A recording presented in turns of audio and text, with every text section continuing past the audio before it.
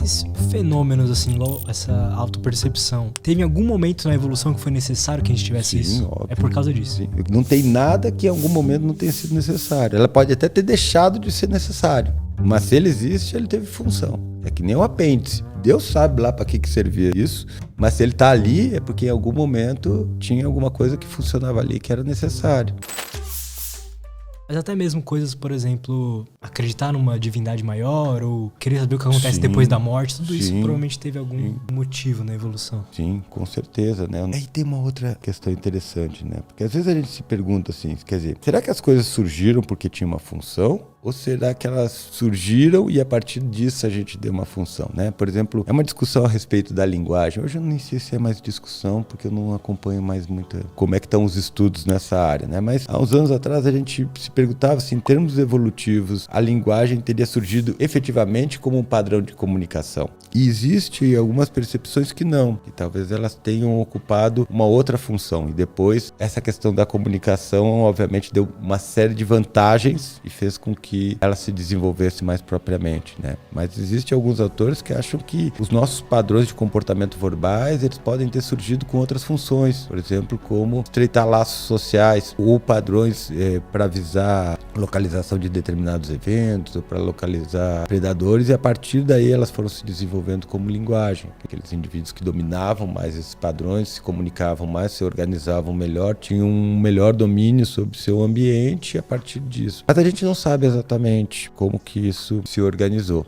Ou talvez saiba, eu tô aqui viajando, né? Mas de uma maneira geral, a gente não pode dizer que as coisas surgem para uma função, né? A gente pode dizer que elas vão evoluindo, se transformando, produzindo uma função a partir disso, na medida em que elas vão sendo selecionadas pelo ambiente. O grande motor da evolução é sempre a seleção, certo? Por isso que a ideia de mutações aleatórias, ela acaba casando muito bem com a ideia de seleção natural. Hoje se questiona um pouquinho essa ideia de mutações aleatórias, ou pelo menos tem algumas perspectivas que questionam isso, mas isso é uma discussão para um outro momento.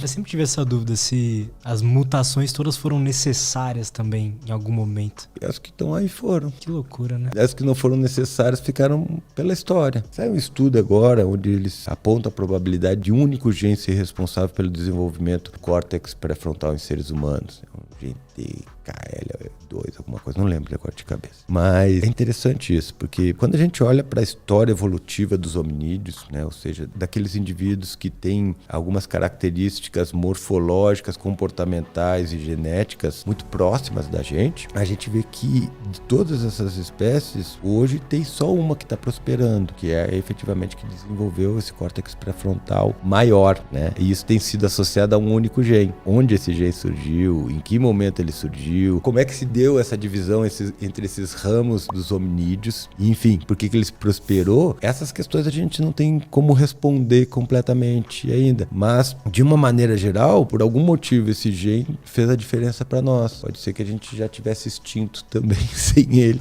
certo? Então, óbvio, né, essas são especulações que a gente faz em cima de alguns dados que têm sido apresentados, né? A gente não tem um conhecimento vasto para discutir isso em termos absolutos, mas tudo leva a crer que, de certa maneira, a evolução sempre vai... O objeto a ser selecionado pela evolução é sempre o comportamento do organismo. O que acontece? A gente sempre deu uma importância muito grande à estrutura, né? Então a gente olhava o bico, o tamanho do fêmur, o tamanho da caixa craniana, mas o objeto de seleção é sempre o comportamento do organismo. E é esse comportamento que, ao longo do processo evolutivo, vai definir a estrutura. Então, por exemplo, uma mudança no hábito alimentar, sei lá, dos descendentes da girafa, eu não sei se isso aconteceu, viu, pessoal?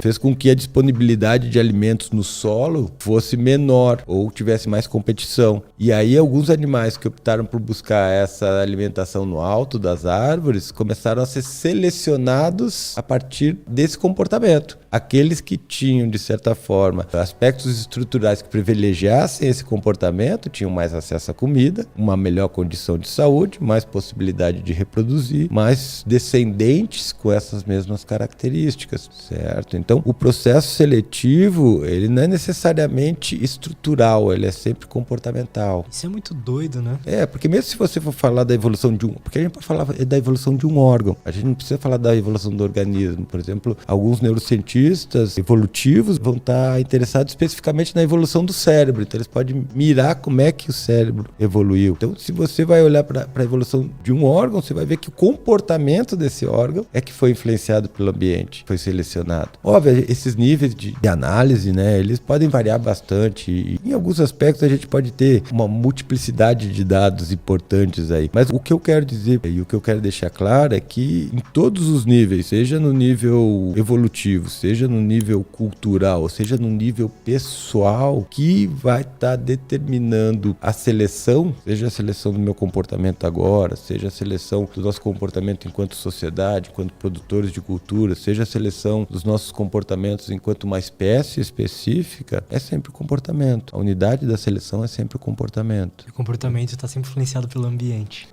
O comportamento é sempre as nossas adaptações ao movimento do ambiente, a mudança do ambiente, sendo que a gente é parte desse ambiente também, né? Quando a gente muda, a gente já está mudando o ambiente. Eu tirei o escopo daqui, botei aqui, eu mudei o ambiente, né? Então, isso é bacana.